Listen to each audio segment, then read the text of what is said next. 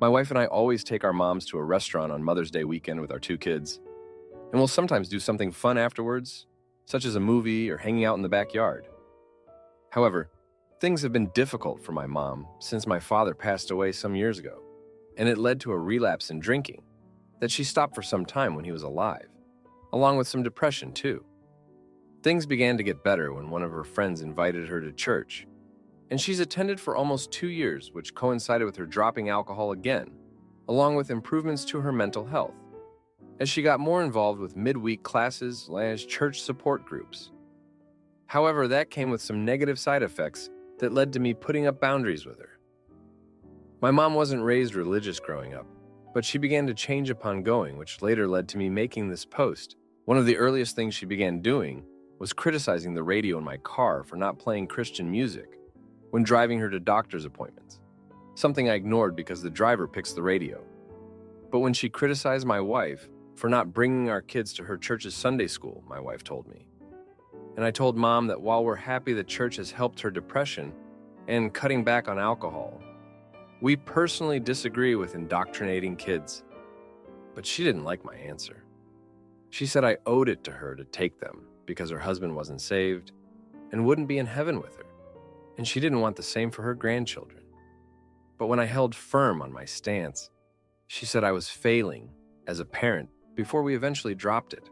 But when she criticized my wife's parenting for almost an hour while at a little league game for our son some months back, a game I wasn't present for that also made her cry, that led to us deciding to set boundaries and taking a break from driving / telling her about sporting events for our kids.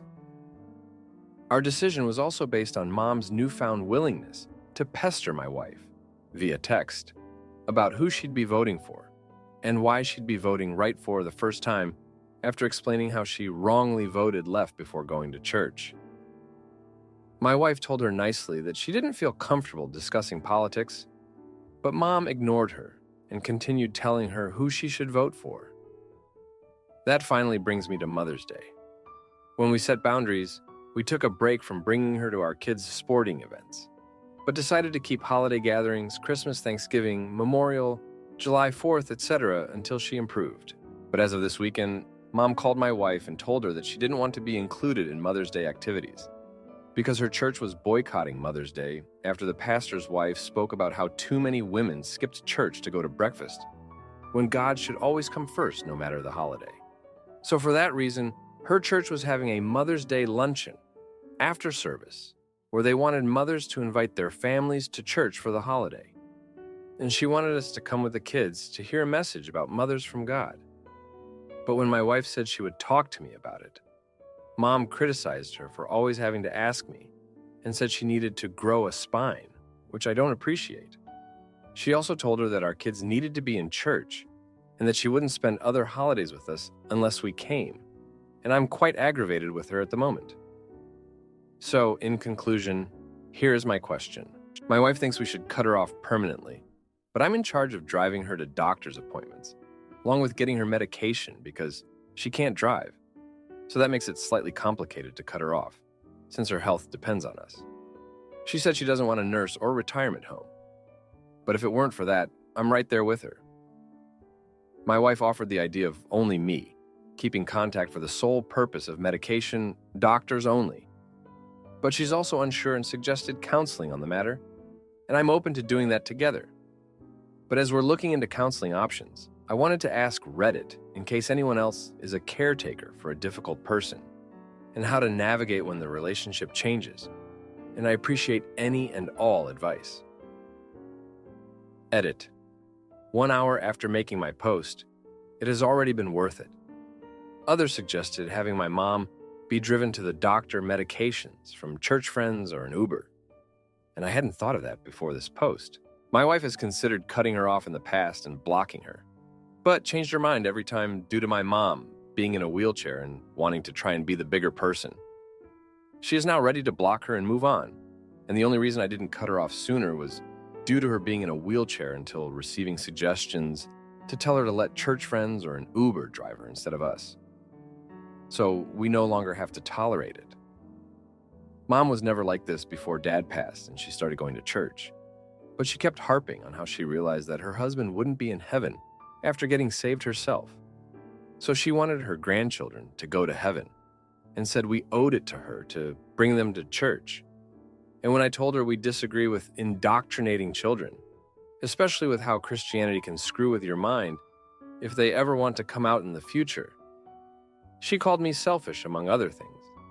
And she seems to be driven from losing her husband. I think this church has become an unhealthy coping mechanism for her emotional trauma of losing her husband after she refused counseling for her depression, when we suggested way back closer to Dad's passing. Here's what's crazy though. Her whole personality changed in under 2 years of going to that church and becoming a Christian. She's become fixated on hell and wanting our grandkids to go to church so that her grandkids would go to heaven and not be separated from her like Dad, who died unsaved. And she even flipped her political parties too, and became very outspoken about it when she used to hardly talk politics and was somewhat reserved. Now for a few comments before the update. Comment 1.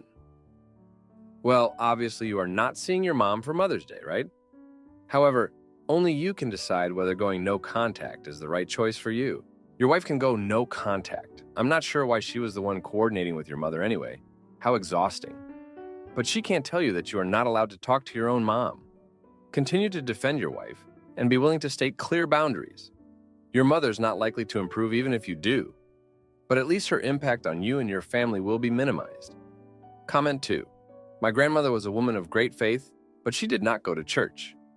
I see myself as a person of faith, and I don't go to church. You can have a relationship with God and not go to church. It seems to me that in gaining a relationship with God, your mother is willing to lose the relationship with her son. I agree that you should go no contact because, at the end of the day, she is going to realize that in an attempt to deal with the loss of her husband, she also lost her son. Now for the update. Thanks for the comments and advice on my last post. Well, things escalated quickly after that. Things escalated. Mom's church friends started showing up at our house uninvited, trying to talk to my wife about the importance of their Mother's Day luncheon. They were relentless, coming by every other day, leaving pamphlets and even once, a children's Bible for the kids. My wife was polite but firm, telling them we weren't interested. They didn't take the hint. Then, one evening, one of them let slip that my mom had been spreading rumors about my wife's parenting and our lack of faith. That was the last straw for my wife. She confronted my mom over the phone, and it got heated. Mom accused us of turning our backs on family and faith, and my wife hung up on her. I've never seen her so upset. I tried to smooth things over, but Mom wouldn't budge. She said we were either with her and her church or against them. I told her that wasn't fair, but she wouldn't listen. It was her way or the highway. So, we made a tough call. We decided to take a step back from Mom. I arranged for her church friends to take her to her appointments and get her medication. It was a hard conversation, but I explained that we needed space. She cried, said we were abandoning her, but I stood my ground. In the meantime, my wife and I started counseling. It's been helpful talking things out with a professional. We're learning to set boundaries and not feel guilty about it. It's a work in progress, but we're getting there. But just when we thought we could breathe, another bombshell dropped. My mom had a fall at home. She was okay, but it was a wake-up call. Her church friends had been so focused on saving our souls, they hadn't been checking in on her as they should have. I felt a pang of guilt, but my wife reminded me that we couldn't have predicted this. I visited Mom in the hospital, and we had a long, hard talk. She admitted she'd been wrong to push so hard, to let her church dictate her relationship with us. She apologized, and I could tell she meant it. It was a start, but there was still a long way to go. We're slowly rebuilding our relationship with Mom. It's not easy, and there are still moments of tension, but we're trying. The counseling is helping, and we're learning to communicate better. Mom's even agreed to see a therapist herself, which is a huge step. It's been pretty up and down of a month, but we're getting through it one day at a time. Thanks for reading. My boyfriend hid money and lied while his son terrorized me. So I exposed his secrets and got him kicked out. I've been together with my boyfriend, Jay, for around 7 years, and we've been living together for about 2 years in a home I inherited. During our relationship, Jay hasn't been the best father to his 12-year-old son, Junior. He would have him on sporadic weekends and some school breaks, but there was never a formal agreement between him and his ex, Kelly. I don't think he made the effort he could have. Junior does have some issues with ADHD and autism and was previously on a couple of different medications. But because of an insurance issue, he has not been on those medications lately. This past weekend, Jay had to work and I was watching Junior. It was overall a good day, but everything went downhill once it was time to bring Junior back to his mom's house. He wanted to bring a toy that is somewhat similar to Legos. Think a lot of small pieces and really messy. I told Junior he couldn't bring it to his mom's, and that was the beginning of a huge fit. I tried to take the toy away from Junior so we could leave, and Junior got violent, pushing and punching me. I should not have tried to take the toy. Then he tried to leave the house.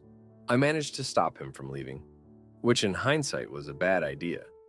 Then he started hitting the window in the living room. I tried to stop him, and again there was more punching and hitting me with his toy. I wasn't able to stop him, and he ended up breaking the large window in the living room. There was a lot of arguing and yelling, and at one point he even grabbed a knife from the kitchen and stabbed through a baking sheet on the stove. He did come at me for a moment, but he ended up throwing the knife at the refrigerator. Eventually, Junior locked himself in his bedroom, hopped out the window, and left the house. This whole fight left me with a bump on my head, some bruising on my arm, and just generally sore from trying to restrain him. At that point, I called the cops to pick him up. While all of this was going on, I was trying to get in contact with my boyfriend Jay, but his phone wasn't working, and the number I had for Junior's mom was disconnected. After Junior ran off, I finally got in contact with Jay, and he was able to meet with the cops and get Junior and eventually take him home to his mom's. There was a lot of talking and crying. I really regret the whole situation. I should have just let him take his toy. The problem is that Junior was supposed to come live with Jay and myself during the summer, and potentially beyond that. However, the whole incident made me realize that I do not want him to live here. Not until he gets help and shows improvement. I'm a small lady and Junior is already taller than me. He's only going to get bigger. I'm honestly worried that this will happen again, and he might actually seriously hurt me, or someone else. I don't feel like we are equipped to give him the help he needs. Also, after talking to Junior's mom, Kelly, I found out that Junior has also punched and hit her on numerous occasions, and that the school has given up on him and lets him do whatever he wants, because he gets violent with the staff. I told my boyfriend that I don't want Junior living here, but he strongly feels that Junior will not get better if he continues living with his mom, Kelly. I do agree with that, but I feel a little traumatized from the whole situation, and I can't imagine having to walk on eggshells and be afraid in my own home. I did suggest my boyfriend get an apartment if he wants Junior to live with him. We could still maintain our relationship, we just wouldn't live together. My boyfriend was upset by this and told me I have to be with him 100% or not at all. I feel I am prioritizing my health and safety rather than my relationship. But is that the wrong choice? Should I allow his son to live with us? The relationship is over if I don't. I do feel like the child needs help, but I think he needs more help than we can give. I told Jay I would be willing to discuss having Junior live here if he showed improvement in controlling his anger. Jay has scheduled some appointments with therapists and psychiatrists. This could be the end of the relationship, but it's really not what Jay wants nor what I want, but I don't know if we can find a compromise.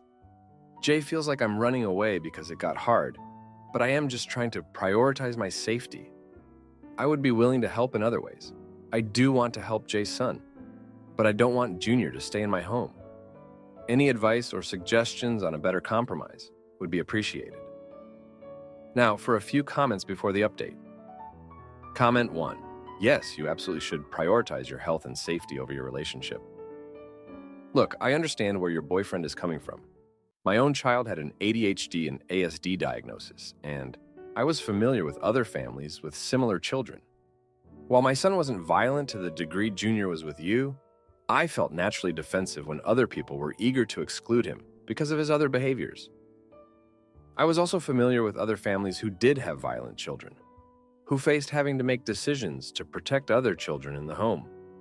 I'm sorry that Junior's school has written him off, instead of providing the educational supports he clearly needs.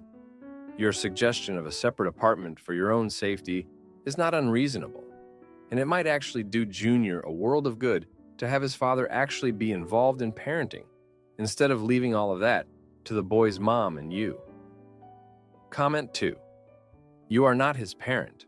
He needs to go live with his dad in an apartment, and you need to find someone that knows how to be a partner and a parent, or just a partner.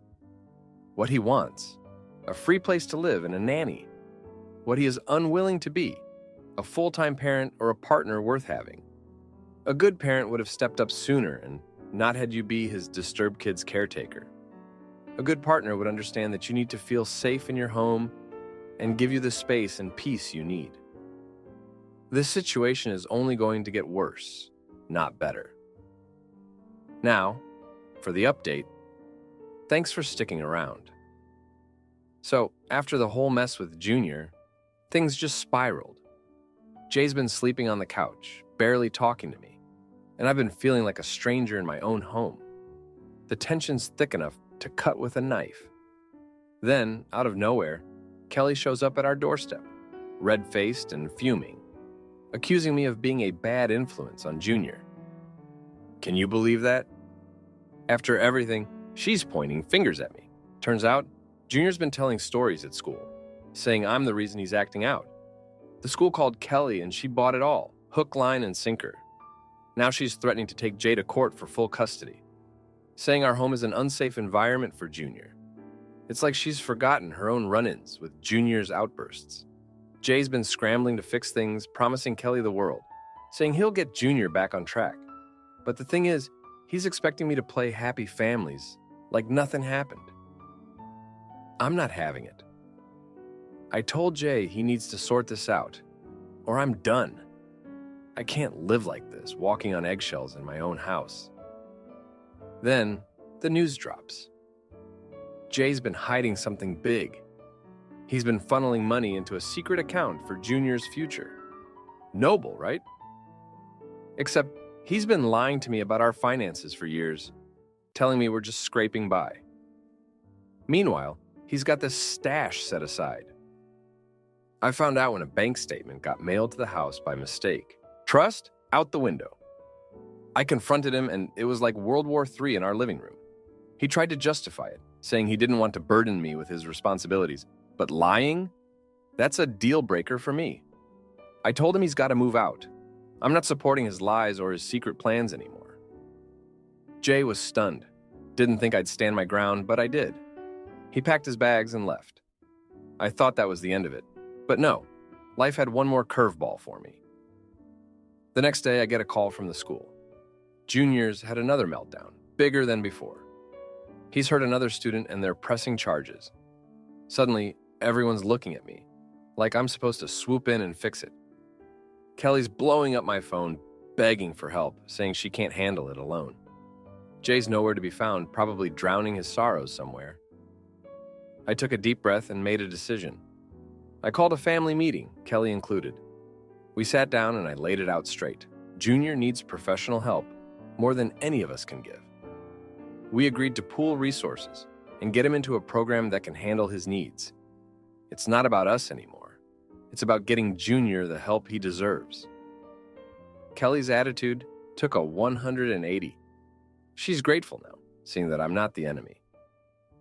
Jay's still out of the picture, but I've got a feeling he'll come around once he sees we're all working together for Junior's sake. It's been very eventful, but I'm standing firm. I'm not letting anyone drag me down again. Thanks for reading. My boyfriend tested my loyalty with silly games. But when I found out about his affair, I kicked him out and changed the locks. So I'll keep this as simple as I reasonably can. My 24-year-old boyfriend and I, who have been together for 2 years and lived together, have a serious issue. He decided to conduct little tests on me to see if I would do what he wants. For instance, we were on a motorcycle with 2 other people on separate bikes, making a total of 3 bikes. We rode to a nice overlook spot. However, just as we were having a conversation with our 2 friends, my boyfriend realized that I still had my helmet on. I quickly walked back about 10 steps to take it off. It should have taken no more than 10 seconds before we continued walking together. Instead of rudely leaving the conversation, my boyfriend decided to walk half as fast, keeping a listening distance from our friends. When I noticed that he had turned around about 8 steps later, I started moving back towards him. As a result, he turned back around and walked 10 steps beyond the boardwalk to give me room to walk beside him on the narrow path. However, when he reached me, he noticed that I was back at the bike doing something with my bag. So, he immediately walked back towards me to wait. All of this took place in about 15 seconds, or 15 steps of walking. Later, my boyfriend kindly brought up the fact that I should never be left behind. He stated that he had been standing there watching me to see what I would do. While it is true that I needed to put something in my bag, it annoyed him that I made it seem like I was solely watching him. I immediately expressed my annoyance about his comment, and we were able to move past it. When we arrived at our next destination, my boyfriend brought it up again, and I apologized for not waiting, even though I had an attitude due to his earlier test, which I regret because it made my feelings seem invalid. However, I made it clear that he shouldn't test me like that, and should be more open-minded about what I might have been thinking or trying to do. In my opinion, these tests are childish and remind me of behavior from middle school, although I didn't actually say that. From my perspective, my boyfriend didn't see my efforts to wait for him while still engaging in the conversation with our friends. On the other hand, he felt that I wasn't showing any concern for the fact that I was lagging behind and had no desire to wait. I was upset that my boyfriend walked away, and he was upset that I deliberately tested him after turning my 10-second task into a 1-minute task. He was also frustrated that I wasn't willing to listen to his reasons for thinking he was doing the right thing by waiting for me. In the past, there have been minor issues with me walking ahead of him. Sometimes it's because I purposely fall back to see how long it takes for him to notice. And other times, it's because he walks quickly with tunnel vision, especially when we're with other friends. It makes me feel less special. However, I must admit that he has made improvements in this area, and I have acknowledged and appreciated that. What should I do about this situation? Now, for a few comments before the update. Comment 1. If she wanted you to wait for her, she should have said, "Can you wait for me while I put the helmet over there?" It is immature to not use her words and then get mad at you for not being a mind reader. Comment 2. Tell her it's childish, manipulative, and that you will not continue in the relationship if she does that type of thing again. Now, for the update. Thanks for sticking around for this update. So, things have been pretty wild these past 3 months. Remember how I told you about the tests my boyfriend was doing? Well, it turns out that was just the tip of the iceberg. I found out he's been keeping a secret from me, and it's one that's forced me to make a really tough decision. A month after the motorcycle incident, I was cleaning our apartment and stumbled upon a stack of papers hidden under the bed. It was a bunch of letters from some woman I'd never heard of, talking about how she missed him and couldn't wait to see him again.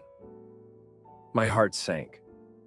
I confronted him about it, and after a lot of arguing, he admitted he'd been seeing her behind my back for months. He begged for forgiveness, saying it was a mistake and that he'd end it immediately.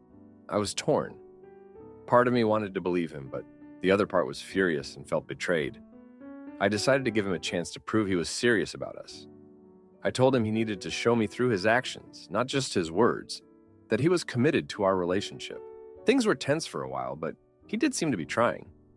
He was more attentive, always making sure we spent quality time together, and he even planned a surprise weekend getaway for us. It felt like we were getting back on track. But then, 2 weeks ago, I got a message on social media from the same woman. She said she was pregnant and that my boyfriend was the father. I was devastated. I didn't know what to believe. When I confronted him, he was just as shocked as I was. He swore he hadn't seen her since we talked and that it couldn't be his, but the timing, it made sense. We decided to meet with her to talk things through. It was the most awkward and painful conversation of my life. She was adamant that the baby was his, and he just sat there, not knowing what to say. I felt like I was in some bad dream, watching my life fall apart. After that meeting, I had a lot of thinking to do. I realized that even if the baby wasn't his, the trust between us was broken. I couldn't be with someone who made me doubt everything. So I made the hard choice to end things with him. It hurt like hell, but I knew it was the right thing for me. I moved out of our apartment and am now staying with a friend while I figure out my next steps. It's been a rough few months, but I'm starting to feel like I can breathe again. I'm focusing on myself, my job, and rebuilding my life without him. Thanks for reading. If you like this video, you'll probably like these too. Also, while you're here, please consider subscribing. It's your support that keeps this channel alive and allows me to make better and longer videos. Have a great day.